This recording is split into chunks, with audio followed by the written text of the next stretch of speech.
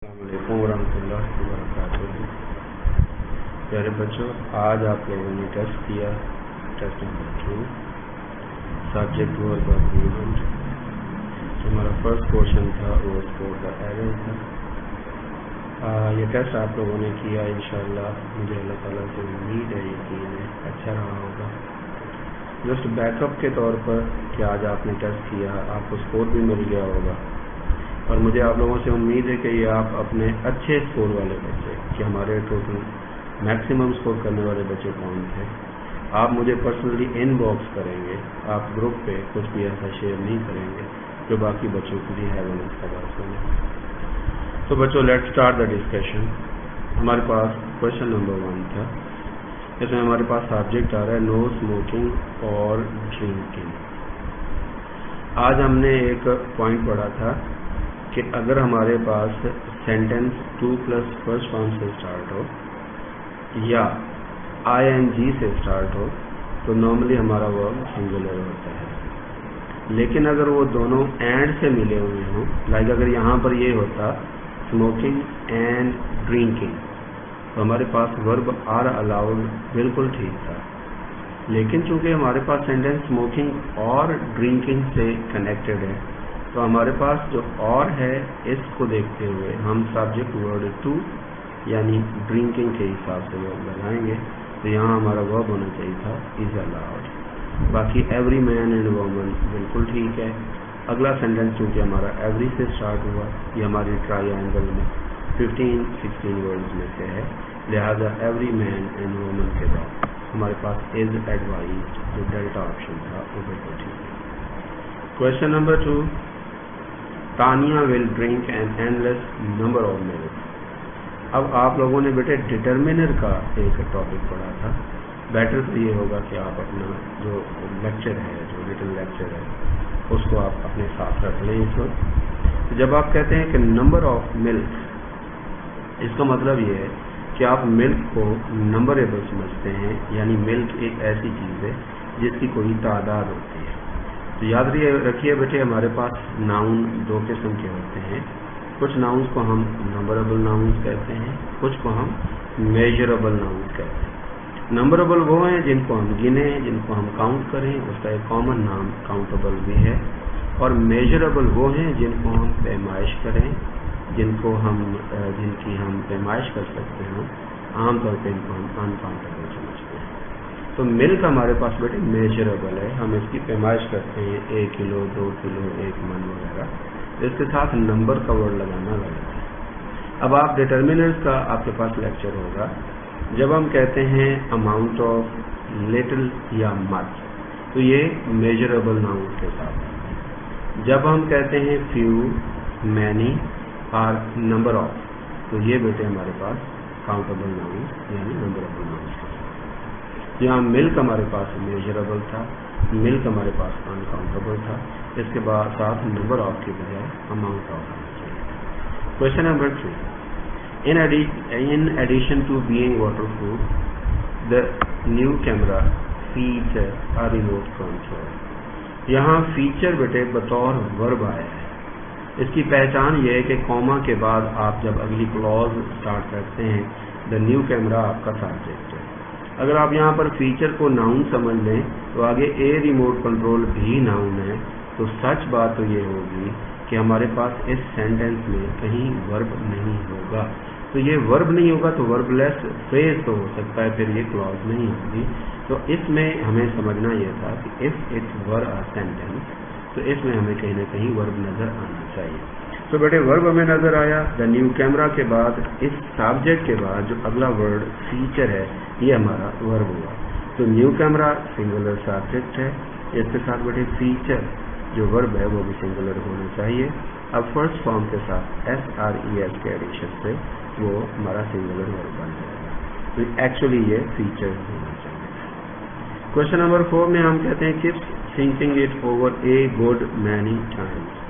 इसमें बेटे आप 2 स्ट्रक्चर्स को जरूर 3 को याद कर लें। एक है ए गुड मैनी स्ट्रक्चर, एक है ए गुडली नंबर ऑफ। ये 2 स्ट्रक्चर्स आपको जरूर फिंगर टिप्स पे होने चाहिए और मैं विश करूंगा कि आप इसके लेक्चर नोट्स भी बना लें। अ गुड मैनी और अ गुडली नंबर ऑफ, इन दोनों के बाद हमें नाउन प्लूरल चाहिए होता है, और इसके बाद अगर हमें वर्ब कभी लगाना पड़े तो वो भी प्लूरल होना चाहिए। हाँ, अगर हमारे पास ये अकेला स्ट्रक्चर ए गुड ड्रॉप कर दिया जाए तो फिर मैनी के साथ हम टाइम्स लगाएंगे, और अगर मैनी के और टाइम के दरमियान में ए हो तो फिर मैनी ए की वजह से जो टाइम है ये सिंगुलर नाउन होगा, मैनी टाइम कहलाएगा। तो अ गुड मैनी टाइम या अ गुडली नंबर ऑफ और आगे नाउन। सेंटेंस इसमें चार्ली का ऑलवेज रिमेंबर्ड इट, तो ये उसकी याद है जिसको वो याद कर रहा है। तो मैनी चकल्स, देखा मैनी आपके पास डिटरमिनर प्लूरल था, आपने चकल्स नाउन प्लूरल लगाया। क्वेश्चन नंबर 5 में जब हम आते हैं, we have learned how to provide, अच्छा याद रखिए वी हैव लर्नड जो लिखा है वी हैव लर्नड भी हो सकता था, क्योंकि जो लर्न वर्ब है ये रेगुलर और इरेगुलर दोनों हो सकते हैं। We have learned how to provide ourselves with a variety of, मैंने आपको 2 स्ट्रक्चर्स लिखवा 4 स्ट्रक्चर्स दिखाए थे, ए नंबर ऑफ और a variety of, the number of और द वैरायटी ऑफ। अब इसके साथ बेटे स्ट्रक्चर ये होगा कि a number of, a variety of, the number of, the variety of के बाद चारों एक्सप्रेशंस के बाद हमारा नाउन सिंगुलर, नाउन प्लूरल होगा। सॉरी, इन चारों स्ट्रक्चर्स के बाद बेटे नाउन प्लूरल होगा। हाँ, हम देखेंगे कि पहले पीछे स्ट्रक्चर ए से शुरू हुआ तो बेटे हमारा आगे वर्ब प्लूरल होगा। हम देखेंगे पीछे स्ट्रक्चर द से शुरू हुआ तो हमारा वर्ब सिंगुलर होगा। मतलब मैं इसी स्ट्रक्चर को यूं बोलूंगा, ए variety of food were available, A number of foods were available, the variety of food was available. इसको बच्चे यूं समझना लेते हैं।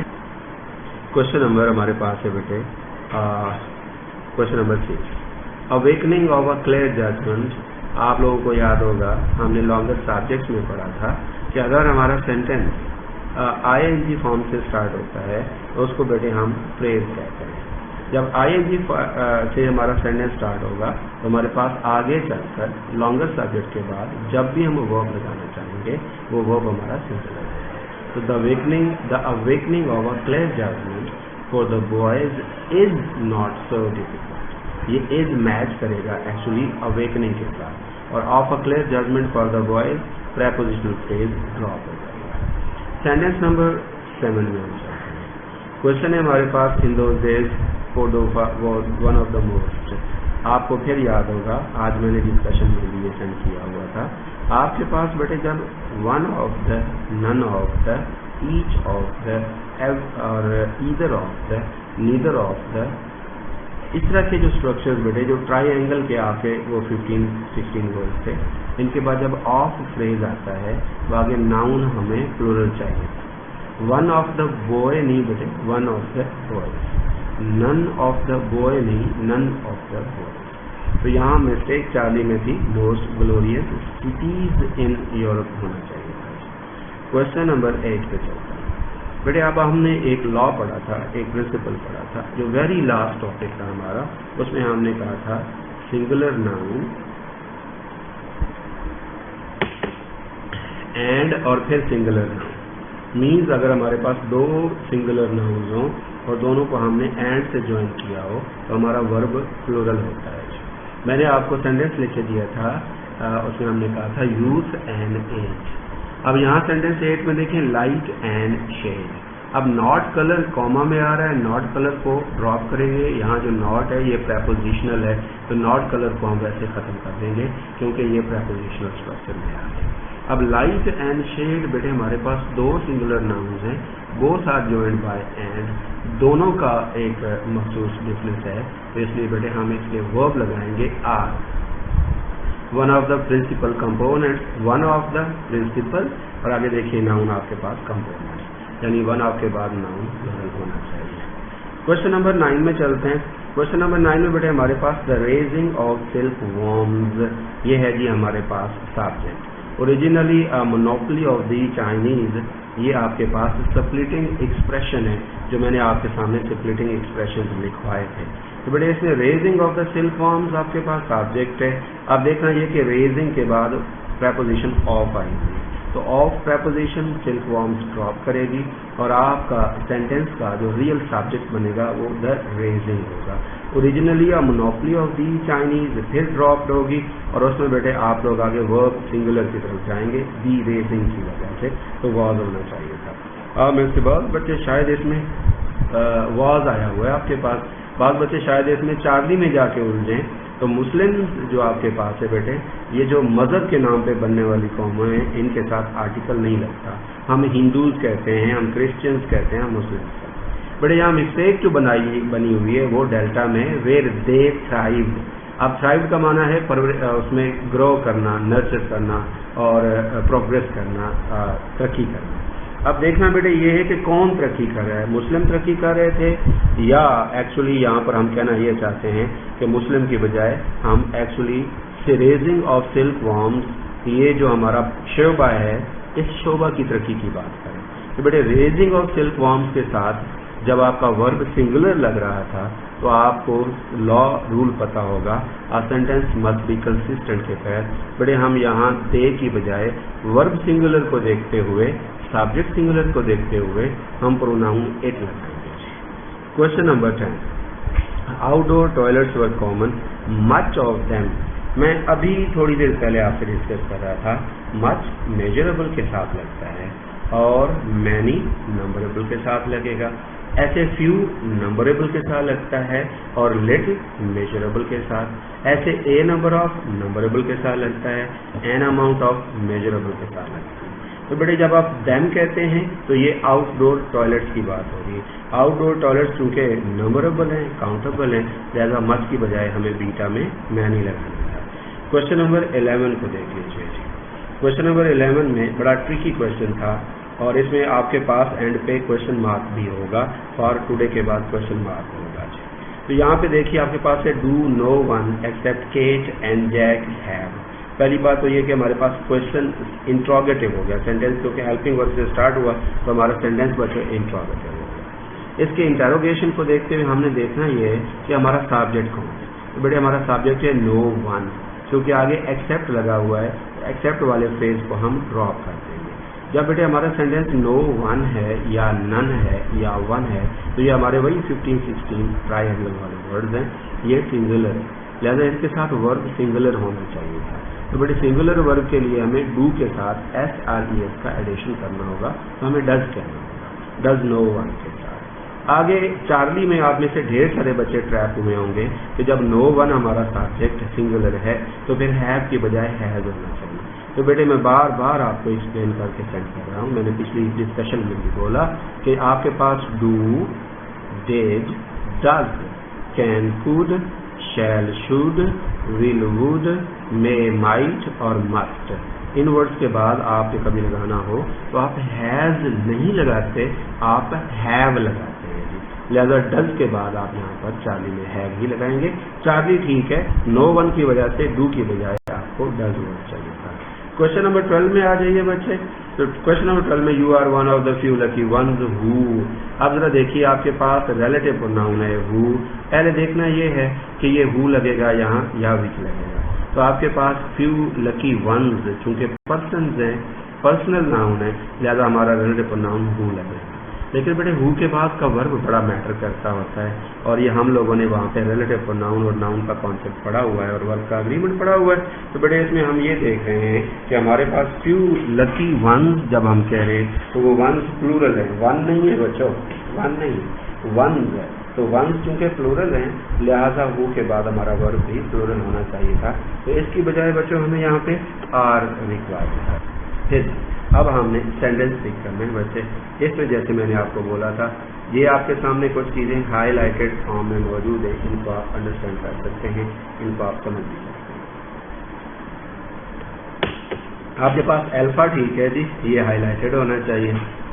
सेवरल इंचेस, ये है आपके पास रियल साथ है, क्योंकि आगे ऑफ आ गया तो ऑफ फ्रेज के बाद वाला पोर्शन आप ज़्यादा कंसिडर नहीं करेंगे। तो सेवरल इंचेस आपके पास बेटे ये सब्जेक्ट है जो कि प्लूरल सब्जेक्ट है, सेवरल है, मैनी है, बहुत है, फ्यू है, ये वाले सारे। तो सेवरल इंचेस, सेवरल के बाद नाउन प्लूरल चाहिए था, जैसे मैनी के बाद या फ्यू के बाद नाउन प्लूरल चाहिए, तो ये तो आपका स्ट्रक्चर ठीक हो गया। Of water. आगे जो फ्लड है बेटे आप लोग इसमें बहुत ज़्यादा उलझ सकते थे और इसीलिए क्वेश्चन दिया गया था आपको। यहाँ पर वंस अगेन जैसे पीछे कैमरा के साथ फीचर का वर्ब एज ए फीचर का वर्ड एज ए वर्ब आया था, ऐसे ही यहाँ फ्लड का वर्ड एज ए वर्ब है। तो सेवरल इंचेज आपका बेटे चूंकि सब्जेक्ट सिंगुलर प्लूरल है तो आगे फ्लड आपका वर्ब भी प्लूरल रहेगा। अब देखिए बीटा में गलती क्या हुई, आपने सेवरल के बाद इंच लिखा हुआ है, हालांकि सेवरल मैनी फ्यू के बाद आपका नाउन प्लूरल होना चाहिए। तो बीटा स्टार्ट से ही गलत हो गया, आगे पढ़ने की जरूरत नहीं है। जब चार्ली को पढ़ना शुरू किया तो हम जाके फ्लड्स पे रुके, क्योंकि हमारा सब्जेक्ट सेवरल इंचेस था, इसके साथ हमारा वर्ब प्लूरल चाहिए था। तो बेटे हमने फ्लड लिखना था, क्योंकि फ्लड्स लिखेंगे तो ये वर्ब की फर्स्ट फॉर्म पर जब SRES ऐड होगा तो बेटे ये इसको सिंगुलर कर देगा, जबकि सेवरल इंचेस के साथ हमें वर्ब प्लूरल चाहिए। और डेल्टा में बेटे हमारे पास सेवरल इंचेस ऑफ वाटर्स लिखा हुआ है। बेटे वाटर्स कहते हैं वेव्स को, वाटर्स कहते हैं दूर तक फैली पानी की लहर, दूर तक फैले पानियों को वाटर्स कहते हैं। तो हम यहाँ पर वाटर कह रहे हैं क्योंकि सेवरल इंचेस की बात हो रही है। यहाँ वाटर्स अगर वेव्स भी हो तो वो इसके साथ सेंटेंस के कॉन्टेक्स्ट में मैच नहीं करेगा, लिहाजा हमारा सेंटेंस के लिए वाटर्स की वजह से डेल्टा का मतलब है। क्वेश्चन नंबर 14 में चलते हैं। तो बेटे हमारे पास द कॉस्ट्यूम्स इन द पेजियंस आपके पास सेंटेंस है, इसमें वंस अगेन आपके पास जो सब्जेक्ट है वो दी कॉस्ट्यूम्स है। बेटे कॉस्ट्यूम्स आपके पास प्लूरल नाउन है, इन दी पेजियंट प्रेपोजिशनल स्ट्रक्चर है, इसको बच्चों आप ड्रॉप कर देंगे। अब आपके पास आगे देखना ये कि दी कॉस्ट्यूम्स बेटे आपके पास प्लूरल सब्जेक्ट था तो आपका वर्ब प्लूरल चाहिए था, जबकि अल्फा में इज लिखा हुआ है तो वो सिंगुलर है। बीटा में बेटे आर है तो वो प्लूरल है और आपका सेंटेंस ठीक है। आपने चार्ली में देखा तो आपका पेजियंट के बाद फिर से वर्ड इज लगा हुआ है। अब यहाँ से अंडरस्टैंड करने की कोशिश करें कि सारे सेंटेंस को अंधाधुंध देखे जाने की जरूरत नहीं है, सिर्फ वो जगह देखेंगे जो अल्फा बीटा चार्ली डेल्टा में क्लैश करते हैं। अब अगर जाके देखते हैं तो डेल्टा में हमें कहीं क्लैश नजर नहीं आया, इला एंड पे जाके तो हमने कहा एज दी कॉन्टेस्टेंट। अब जरा गौर से देखिएगा तो आपके पास सब्जेक्ट दी कॉस्ट्यूम्स है, आपका वर्ब भी प्लूरल है, तो एंड पर आप कॉन्टेस्टेंट एक नाउन लगा रहे हैं जो सिंगुलर है, तो सेंटेंस की जो बैलेंस है वो इम्बैलेंस हुआ। हमने कहा था सेंटेंस मस्ट बी कंसिस्टेंट, तो लिहाजा बेटे कॉन्टेस्टेंट की बजाय हमें नाउन लगाना पड़ा plural contestants in correlation with that. Next बेटे हमारे पास 15th वर्ड है one or the other of those fellows.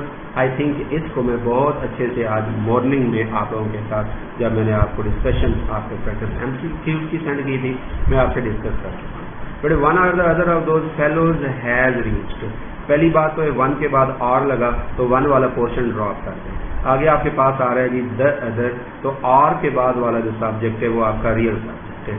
Other के बाद फिर आगे ऑफ दोज फेलोज है तो वो प्रेपोजिशनल स्ट्रक्चर है, उसको भी आप ड्रॉप कर दोगे तो आपके पास बच्चों जो सब्जेक्ट बन रहा है वो द अदर बन रहा है। अब द अदर आपका सिंगुलर सब्जेक्ट है, उसके बाद फेलोज के बाद जो हैज लगा हुआ है वो बिल्कुल दुरुस्त है, लेकिन हैज रीच्ड आगे जो देर हमने प्रोनाउन लगाया, क्योंकि हमारा सब्जेक्ट द अदर है तो उसकी वजह से देर की बजाय हमें हिज कहना ज्यादा मुनासिब लगेगा।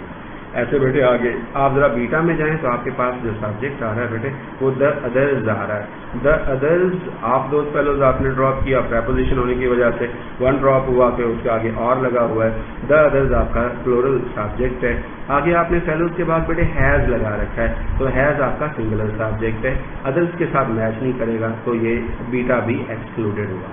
फिर बड़े आप चार्ली में जब जाते हैं तो आप कहते हैं one or the other of those fellows have. आपने यहाँ क्या किया, आपका सब्जेक्ट द अदर था, आपने बेटे हैव लगाया तो ये हैव प्लूरल वर्ब लगा दिया, ये गलती होगी बेटे। आपका सही ऑप्शन हुआ डेल्टा, जब आपने द अदर के साथ वर्ब भी हैव लगाया। सेंटेंस नंबर 16 में आ जाइए, आपने लिखा ईच स्टूडेंट्स। आप फिर से देखिए ट्रायंगल सब्जेक्ट्स में बेटे हमारे पास जो 15-16 वर्ड में ईच है, इनके बाद अगर ऑफ फ्रेज ना हो तो बेटे आपका वर्ब आपका नाउन ऑलवेज सिंगुलर होता है और उसके साथ वर्ब भी सिंगुलर होता है। हाँ, इन वर्ड्स के बाद अगर ऑफ फ्रेज आ जाए तो नॉर्मली नाउन आपका प्लूरल होगा लेकिन वर्ब वंस अगेन सिंगुलर होगा। तो आपने कहा ईच स्टूडेंट्स, ये हो गया गलत क्योंकि ईच के बाद नाउन चाहिए था सिंगुलर, तो अल्फा ड्रॉप्ड। बीटा में आपने कहा ईच स्टूडेंट्स, आपने दोबारा वही गलती की और आगे आपने वर्ब वर लगा करके जस्टिफाई करने की कोशिश की जो कि बीटा गलत हो गया। अब आपके पास बेटे चार्ली बिल्कुल करेक्ट है, स्टूडेंट्स ईच, अब आपको मैंने लिख के दिया था बाद क्लासेस में, बाद में शायद मैं नहीं लिख पाया था कि ये जो ईच अगर सेंटेंस के शुरू में हो तो आपका वर्ब, आपका नाउन, आपके प्रोनाउंस ईच को देखते हुए लगते हैं। लेकिन बेटे अगर आपके ईच से पहले नाउन आ जाए, अगर कोई नाउन ईच से पहले आ जाए, जैसे यहाँ स्टूडेंट्स लिखा हुआ है, तो फिर हम ईच हमारा सब्जेक्ट नहीं रहता, इस वक्त इसको हम एडवर्ब कहते हैं, इसको हम ड्रॉप कर देते हैं, तो हमारे पास स्टूडेंट्स नाउन के हिसाब से वर्ब लगेगा। स्टूडेंट्स अगर सिंगुलर होता हमारा वर्ब सिंगुलर होता, स्टूडेंट्स प्लूरल है तो हमारा वर्ब प्लूरल होगा, लिहाजा स्टूडेंट्स के साथ वर्ब ने मैच किया, चार्ली ठीक हुआ, डेल्टा में स्टूडेंट्स के साथ वॉज आया, बेटे वो गलत हो गया। अब आपके पास सेंटेंस नंबर 17 आ गया। आज मॉर्निंग में मैं एक डिस्कस कर चुका हूँ, एक मरतबा फिर बता दूं, अगर आपका सेंटेंस 2 प्लस फर्स्ट फॉर्म से स्टार्ट हो या अगर आपका सेंटेंस आईएनजी से स्टार्ट हो और वो 2 प्लस फर्स्ट फॉर्म और आईएनजी वो दोनों आपस में एंड से मिल रहे हो तो आपका वर्ब प्लूरल होगा।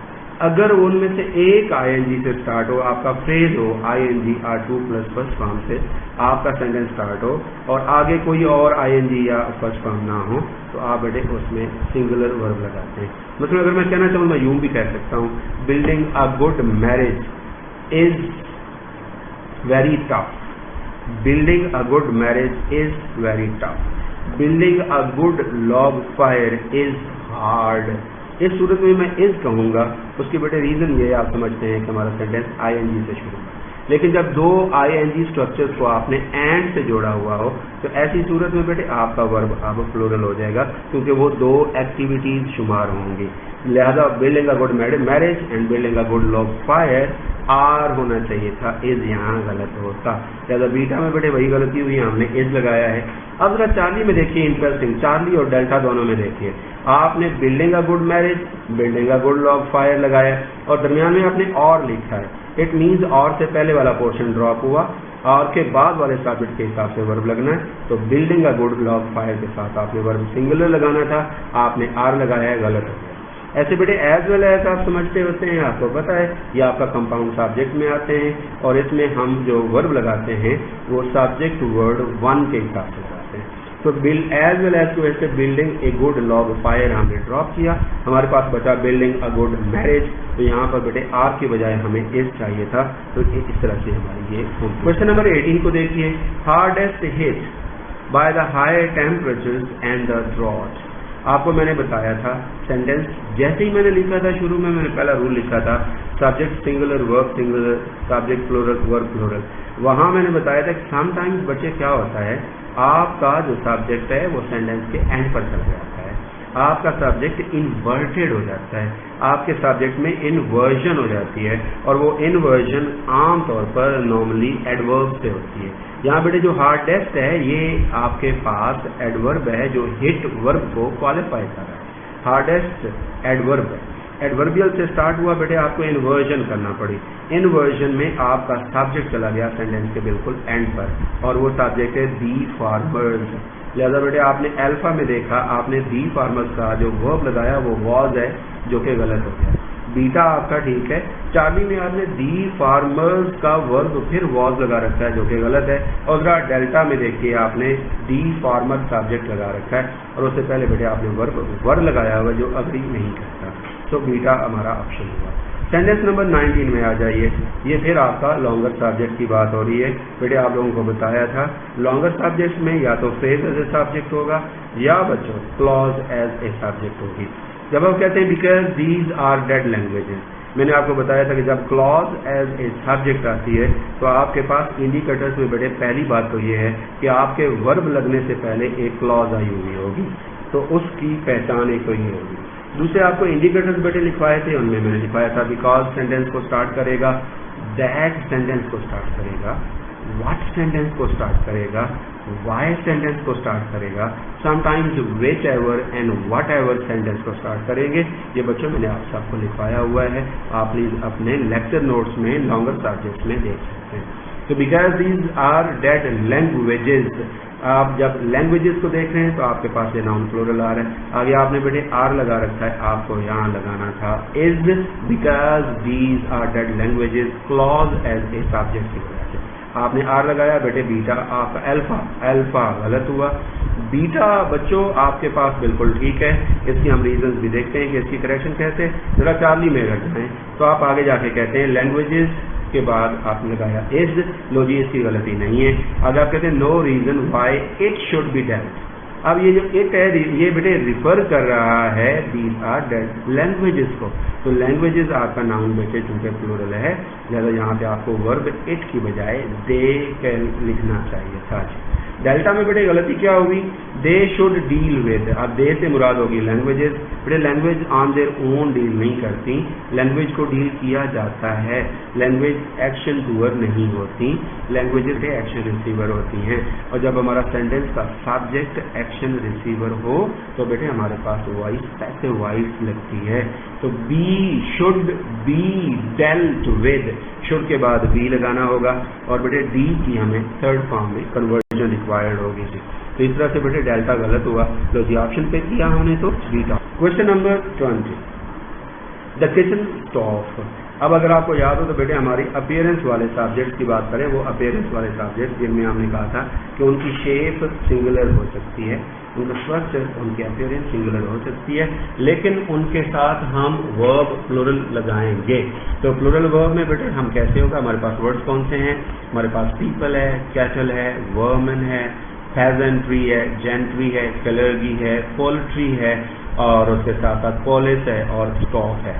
तो बेटे जब स्टॉफ आपने यहाँ लगाया तो आपको वर्ब प्लूरल चाहिए था। अल्फा में बेटे आपने लिखा हुआ है वॉज, अल्फा गलत है। बीटा में आपने स्टॉफ के साथ वर्ब तो लगा दिया, लेकिन आपने आगे क्या किया है, जरा सेंटेंस को गौर से देखिए।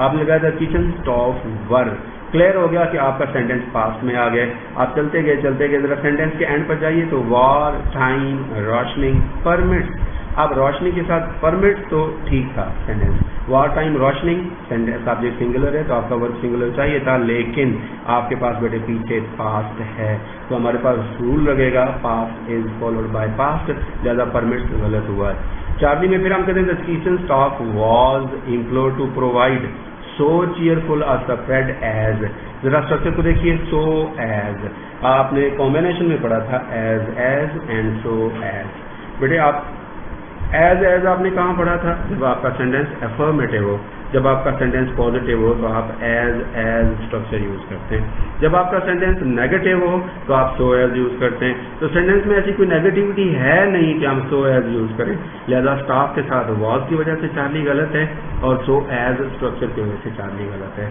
बेटे डेल्टा आपके पास ठीक ऑप्शन है क्योंकि आपने स्टाफ वर इंक्लूड लगा रखा हुआ है जी, और एंड पर आपने राशनिंग परमिटेड लगा रखा हुआ है। सेंटेंस नंबर 21 में आइए तो आपने कहा many boys are cast entirely on, आपके पास सब्जेक्ट मैनी बॉयज है, आपका सब्जेक्ट प्लूरल है, आर आपका वर्ब प्लूरल है, आगे आप ऑन हिज लगा रहे हैं तो आपका जो प्रोनाउन है वो सिंगुलर हो गया। Pronoun must be in accordance with that noun that proceeds it, तो बेटे आपके पास यहाँ पे हिज की बजाय देयर होना चाहिए था। ऐसे जी बीटा में जब आप गए तो आपने फर्स्ट इंस्टेंस में entirely on their own resources तो लिख लिया, आगे आपने फिर फॉर हिज लगा दिया तो वो फिर सिंगुलर प्रोनाउन लगा दिया जिसने सेंटेंस की बैलेंस को खराब कर दिया, गलत हो गया। चार्ली आपके पास बेटे ठीक ऑप्शन है।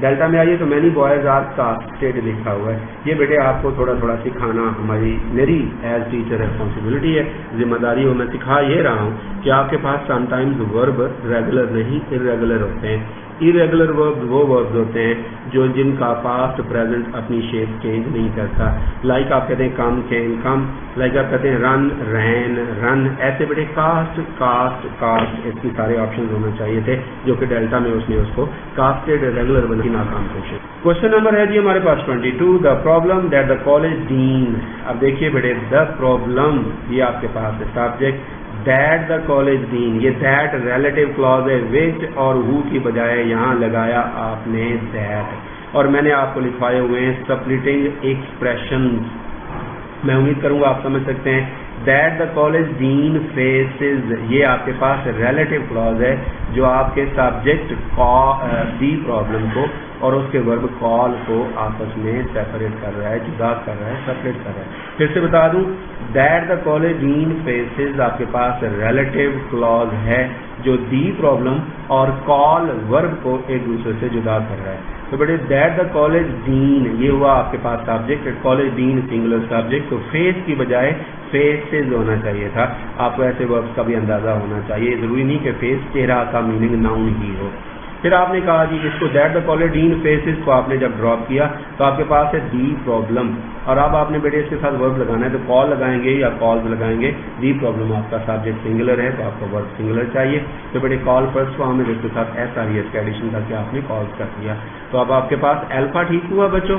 अब आप बीटा में जाइए, तो आपने अगर that the college dean faces को खत्म कर दें, ड्रॉप कर दें, द प्रॉब्लम कॉल नहीं होगा बेटे, कॉल्स फॉर होगा। आपको एस आर एस का एडिशन करना था जैसा कि अल्फा में हुआ है, तो बीटा गलत हुआ, यहाँ आपने नहीं किया।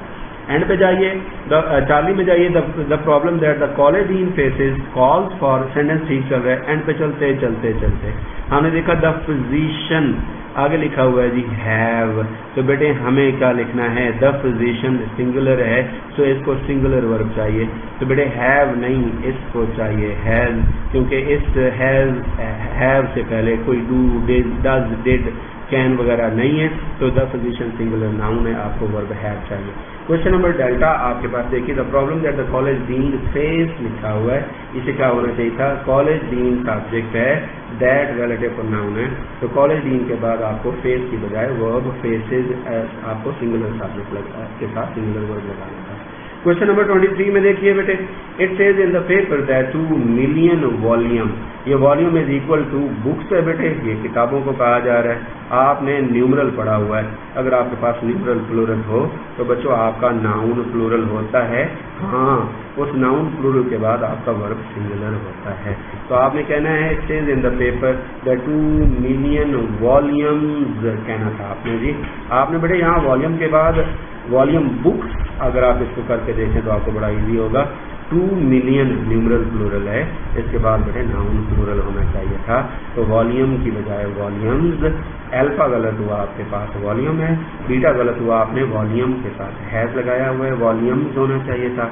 और वॉल्यूम चूंकि इक्वल टू बुक है, ये कोई क्वांटिटी नहीं है, ये कोई यूनिट नहीं है, तो बुक्स की प्लूरल फॉर्म की वजह से आपके पास वर्ब हैव होना चाहिए था, हैज नहीं होना चाहिए था। जरा गौर से देखिए 23 के डेल्टा को, बेटे आपके पास टू दी ट्रूथ लिखा हुआ है, प्रेजेंटेड टू द ट्रूथ। आपको ये बता दिए कि ट्रूथ होता है जी, फौज के लिए वर्ड, सोल्जर्स के लिए वर्ड द ट्रूथ यूज किया जाता है, द ट्रूथ नहीं होता, तो यहाँ पे आपके ये गलती बना के दी गई थी ताकि ऐसी गलतियों के लिए आप। क्वेश्चन नंबर 24 में चलते हैं, तो बेटे एवरीथिंग, उसके बाद आपके पास लगी है हाइफन, सॉरी बल्कि डैश लगी है, इस डैश ने सारे दरमियान की चीज़ों को ड्रॉप कर दिया। ट्रीज, क्रॉप्स, बिल्डिंग्स, ये जो डैशेज लगी हैं ये एक्सप्लेनेटरी डैशेज कहलाती हैं, और बेटे इस डैश का नाम हम रखते हैं एन डैश। एन डैश ऐसी डैश जो एक स्ट्रक्चर को, एक एक्सप्रेशन को दूसरे एक्सप्रेशन से जुदा करे, या एक एक्सप्रेशन को दूसरे की एक्सप्लेनेशन के लिए, डिटेल्स बताने के लिए लाए। जब हमने कहा एवरीथिंग तो उसकी डिटेल्स बताती हुई हैं कि हमारे पास ट्रीज हैं, क्रॉप्स हैं, बिल्डिंग्स हैं, तो बेटे ये हमारे पास ये सब्जेक्ट नहीं है, हमारा रियल सब्जेक्ट एवरीथिंग है, हमारे 15-16 वर्ड्स में से है, इसके साथ वर्ब हमें चाहिए था सिंगुलर। जब हम बिल्डिंग से निकल कर ऐसे डैश से निकल के आगे गए, हमारे पास वर्ब लगा हुआ है वर, अल्फा गलत हुआ, बीटा बेटे हमारे पास ठीक है। चार्ली में हमने सेंटेंस स्टार्ट लिया एनीथिंग से, बेटे आमतौर पर एनीथिंग हम वहाँ लगाते हैं, एनीथिंग एंड समथिंग में दो इनका यूज होता है, एनी और सम का। अगर हमारे पास सेंटेंस नेगेटिव हो तो बच्चों हम एनी का यूज करते हैं, अगर हमारे पास सेंटेंस पॉजिटिव हो तो हम सम का यूज करते हैं। तो यहाँ बेटे एनी का कोई जवाब नहीं बनता क्योंकि सेंटेंस में नेगेटिविटी मौजूद नहीं है। और अगर हम डेल्टा में जाएं तो हमारा सब्जेक्ट बन रहा है ऑल द थिंग्स। बेटे जब हमारा subject all the things plural है तो आगे हमारा वर्ब जो वॉज है वो जस्ता नहीं है, गलत हो गया, तो हमें यहाँ वर्ब चाहिए था। तो बच्चों हमारे पास ऑप्शन बीटा ठीक हुआ। क्वेश्चन नंबर 25 में जाएं तो कोर्डोफा, ये हुआ आपका सिटी कोर्डोफा, कॉमा आ गया जी, with 500,000 inhabitants 700 mosques and 300 public baths. ये तो हो गए बेटे आपके पास प्रेपोजिशनल स्ट्रक्चर जो ड्रॉप हुआ, तो कोडोफा के साथ आपने यील्डेड का वर्ब लगाया जी। ये तो हो गया आपके पास क्लियर। अब जरा देखिए आपके पास हाफ अ मिलियन, तो बेटे हाफ अ मिलियन के बाद जो नाउन होगा मिलियन, 100 और 1000, इनके बाद जब बेटे आपका नाउन होगा वो होना चाहिए प्लूरल। आपने इनहैबिटेंट्स लगाया, 100 के बाद आपने मॉस्क लगाया और 300 पब्लिक के साथ आपने बाथ लगाया, तो अल्फा आपके पास ठीक है। जरा बीटा में जाइए तो आपने 300 पब्लिक बाथ लिखा हुआ है, उसको प्लूरल बाथ होना चाहिए था, जो कि नहीं है, गलत हुआ जी। फिर जी आपने चार्ली में विद हाफ मिलियन इनहैबिटेंट लिखा हुआ है, हाफ मिलियन की वजह से इनहैबिटेंट्स होना चाहिए था। तो बच्चों न्यूरल प्लूरल तो आपका नाउन प्लूरल होना चाहिए था, ये प्लूरल नहीं है, ये ड्रॉप हुआ। फिर बच्चे डेल्टा में आप जाए तो आपने कहा 100 मॉस्क्स, तो आपके पास 700 मॉस्क्स होना चाहिए थे, आपने यहाँ 700 मॉस्क लगाया, न्यूमरल प्लूरल के साथ आपने नाउन प्लूरल नहीं लगाया, ये आपका स्ट्रक्चर जो गलत हुआ। तो एल होता है। अब बेटे आपका सब्जेक्ट वर्ब अग्रीमेंट में आपने सेंटेंस कंप्लीशन बेस इसको देखना है। आपके पास सेंटेंस स्टार्ट हुआ बच्चों 26 में नो लॉन्गर से, नो लॉन्गर याद आया होगा आपको, आपके पास नेगेटिव एक्सप्रेशन से स्टार्ट हुआ नो लॉन्गर। जब बेटे ये नो लॉन्गर आपके पास नेगेटिव एक्सप्रेशन से स्टार्ट हुआ तो क्या करते होते हैं बताइए। नेगेटिव एक्सप्रेशन से जब आप इन्वर्जन करेंगे, प्लीज अपने पास अपने नोट्स खोल लीजिए, क्योंकि नोट्स आप भूले हुए होंगे, आपको पता नहीं लग रहा होगा। तो नो लॉन्गर नेगेटिव एक्सप्रेशन है बेटे, इस नेगेटिव एक्सप्रेशन के बाद हमें करनी होती है इन्वर्जन हर हाल में। और जब नेगेटिव एक्सप्रेशन के बाद बेटे हम इन्वर्जन करते हैं तो हम हेल्पिंग वर्ब पहले लगाते हैं और मेन वर्ब हम बाद में लगाते हैं। अब यहाँ देखना ये आपका मेन वर्ब है हैव। अब मैं आपसे एक क्वेश्चन पूछने लगा हूँ, अगर मैं कहूँ आई हैव अ पेन, तो इसका मैं इंट्रोगेटिव कैसे बनाऊंगा, हैव आई अ पेन या do I have a pen. तो याद रहे कि हैव फर्स्ट फॉर्म है, इसका जब इंट्रोगेटिव बनेगा तो आप कहेंगे do I have a pen. जब इसका आप नेगेटिव बनाना चाहेंगे तो आप कहेंगे I don't have a pen. जब इसका आप अफर्मेटिव पॉजिटिव बनाना चाहेंगे आप कहेंगे आई हैव अ पेन। अब बच्चों आप समझ सकते हैं कि हैव जब वर्ब आए तो इसको आपने अगर इंट्रोगेटिव या नेगेटिव बनाना हो तो आप डू, डज, डिड का यूज करते हैं अकॉर्डिंग टू द सब्जेक्ट। तो बेटे आपने नो लॉन्गर हेल्पिंग वर्ब लगाना है पहले, तो आपके पास अल्फा में ही हैड है, इन्वर्जन नहीं हुई, फिर आपका अल्फा गलत हुआ। बीटा में ही डिड लिखा हुआ है, नो लॉन्गर की वजह से इन्वर्जन होना चाहिए, बेटे आपने इन्वर्जन नहीं की, आपका सेंटेंस गलत हुआ। चार्ली में आपने लिखा हैड ही, तो बेटे हैड तो आपने हैव, हैड आपने हैड इसकी आपके पास सेकंड थर्ड फॉर्म बनती थी, तो आपने हैड मेन वर्ब के साथ बाहर आए हैं, आपने इन्वर्जन की है, तो बेटे हैड ही यहाँ गलत हुआ, तो डेल्टा हुआ आपके पास ही, डिड ही हैव। इसको काश में आप मेरे सामने बैठे होते तो मैं आपको लिख के दिखाता कि आई हैव अ पेन की नेगेटिव होगी I don't have a pen, इसकी इंट्रोगेटिव होगी did I have a pen या do I have a pen. Question number 27, one group of people. तो बेटे आप सबसे पहले ये देखिए आपके पास सब्जेक्ट कौन है, one group of people, of हुई प्रपोजिशन, इस प्रपोजिशनल फ्रेज को ड्रॉप किया तो आपके पास सब्जेक्ट बचा वन ग्रुप। वन ग्रुप क्योंकि आपके पास बच्चों सिंगुलर सब्जेक्ट है, तो आपके पास वर्ब भी सिंगुलर आएगा। तो अल्फा कॉन्टिन्यू है, कॉन्टिन्यू के साथ ऐसा रियस का एडिशन नहीं है, लिहाजा ये प्लूरल वर्ब है, हमें वर्ब चाहिए, सिंगुलर ड्रॉप हुआ। बीटा में बेटे डज कॉन्टिन्यू लगाया है, इसको जरा देखते हैं, और डेल्टा में उसने डू कॉन्टिन्यू लगाया है। बेटे डू कॉन्टिन्यू आपका प्लूरल वर्ब होता है, डू भी, इसके साथ ऐसा रियस का एडिशन नहीं है, वर्ब प्लूरल है, सो हमने अल्फा और डेल्टा ड्रॉप किया। अब बेटे हम देखेंगे बीटा डज कॉन्टिन्यू और चार्ली कॉन्टिन्यूज, इनमें से कौन सा चुनेंगे। तो बेटे हम shorter is prefer to longer, हमने सेंटेंस चक्कर पढ़े थे, present is prefer to past और shorter is prefer to longer. तो बेटे डज कंटिन्यू लॉन्गर है, कंटिन्यूज शॉर्टर है, लिहाजा हम शॉर्टर का जो पार्ट है क्वेश्चन है वो सिलेक्ट करेंगे, तो चार्ली ठीक हुआ। क्वेश्चन नंबर 28 में famine may be caused by many things, it may be that there, आगे जरा देखिए आपके पास क्लू आ रहा है जस्ट टू मैनी पीपल, तो देर आपके पास एडवर्बियल है, इसके बाद होनी है इन्वर्जन। आपका असल सब्जेक्ट है just too many people, too many people आपका सब्जेक्ट प्लूरल है, बेटे आपको यहाँ वर्ब होना चाहिए प्लूरल। और सबसे अहम बात देखिए सेंटेंस का स्ट्रक्चर में famine may be caused by many things, it mean famous एक नेचुरल फिनोमेना है। इसका मतलब ये हुआ कि आपका ये सेंटेंस पॉजिटिव में होना चाहिए, क्योंकि हम नेचुरल हैपनिंग्स को आमतौर पर पॉजिटिव में कहते हैं। तो अल्फा इज है, वर्ब सिंगुलर है, हमें चाहिए प्लूरल, हमने ड्रॉप किया। बेटे डेल्टा हैज बीन है, वर्ब सिंगुलर है, हमें चाहिए प्लूरल, हमने ड्रॉप किया। अब बीटा और चार्ली दोनों प्लूरल है, हमें देखना ये है कि हमें क्या चाहिए। तो मैंने अर्ज किया वर्ब तो प्लूरल चाहिए, लेकिन फेमिन की हैपनिंग चूंकि एक नेचुरल फिनोमेना, तो नेचुरल फिनोमेना को हम बच्चों ऑलवेज एक्सप्लेन करते हैं प्रेजेंट इंडेफिनिट के साथ, लिहाजा प्रेजेंट टेंसेस के साथ, लिहाजा हम वर्ब की बजाय आर लगाएंगे। क्वेश्चन नंबर 29 है मम्प्स। तो बच्चों आपको याद होगा मम्प्स एक ऐसा नाउन है जिनको हम डिजीजेज में पढ़ा था, जिनको हमने एलमेंट्स में पढ़ा था, जिनमें हमने मीजल्स पढ़ा, जिनमें हमने एड्स पढ़ा, हमने रेबीज पढ़ा। ऐसे ही मम्प्स है जी, मम्प्स बच्चों की बीमारी है जी। इस बीमारी में बच्चे को मुतासर होते हैं जी। तो आप देखिए आपके पास मम्प्स प्लूरल शेप में खड़ा हुआ ऐसा स्ट्रक्चर है जिसको वर्ब सिंगुलर चाहिए। तो बेटे अल्फा इफेक्ट नहीं होता, इफेक्ट नाउन होता है, इफेक्ट जहाँ का इसका प्लूरल इफेक्ट हो जाएगा जी। तो इफेक्ट अल्फा नाउन प्लूरल हुआ है, वर्ब नहीं हुआ, ये गलत हो गया जी। आपके पास चार्ली इफेक्ट फिर नाउन है, ये गलत हो गया। आपके पास मुतासर करने के लिए बेटे जो वर्ब इस्तेमाल होता है वो होता है अफेक्ट। अब आपने कहा मम्प्स बीमारी का नाम है जिसका वर्ब सिंगुलर होना चाहिए, तो अफेक्ट नहीं, अफेक्ट डेल्टा प्लूरल वर्ब है, आपको SRS के एडिशन के साथ वर्ब चाहिए। तो ये हुआ बच्चों आपके पास। अब हम लास्ट का क्वेश्चन पढ़ेंगे, अल्लाह आपका भला करे। The flying object who which home, समझ आ रही है आप लोगों को कि आप लोगों ने यहाँ पर लगाना है रिलेटिव प्रोनाउन। पहले ये बताइए द फ्लाइंग ऑब्जेक्ट जब आप कहते हैं ये इम्पर्सनल नाउन है, इम्पर्सनल नाउन के साथ हु और होम दोनों नहीं लगेंगे, ये तो हो गया ड्रॉप। अब देखना है विच लगेगा या हुज लगेगा। तो चूंकि आगे बेटे हैज गिवन वर्ब है, जब आपके पास आगे वर्ब दिया पड़ा हो तो आप विच लगाएंगे, आप हुज नहीं लगा सकते। कहीं नोट करके रख लीजिएगा कि विच के बाद वर्ब आएगा और हुज के बाद नाउन आएगा।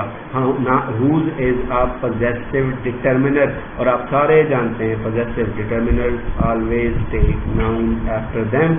सो आई थिंक आप लोगों ने ये समझ लिया। आपके जितनी क्वेरीज होंगी मैं उनको डील करने के लिए कल अवेलेबल हूँगा। आपके कोई मसाइल इसमें को समझ ना आई हो तो इंशाल्लाह आप कल पोस्ट कीजिएगा, कल पोस्ट कीजिएगा। लेक्चर नोट्स पढ़ने के बाद, ये डिस्कशन सुनने के बाद, उसके बाद समझ ना आए, I am available 24/7। So bye bye. Thank you very much. Allah Hafiz. Assalamu alaikum.